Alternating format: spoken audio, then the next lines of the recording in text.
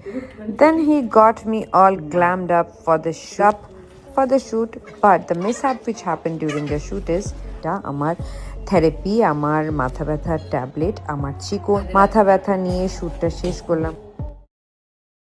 সাকিবের পাশে আর কখনো জায়গা হবে না মিমি চক্রবর্তী। অশ্লীল নায়িকা মিম।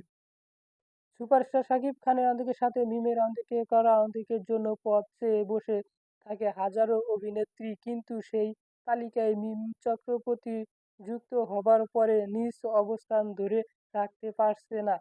যেখানে অন্তিকে সম্পর্ক রূপে অন্তিকে মিম চক্রবর্তীকেই দোষারোপ অন্তিকে করা হয়, আলোচনায় রয়েছে একজন অশ্লীল নায়িকা এখনো সাকিবের সাথে অন্তিকে কাজ করতে পারেন না।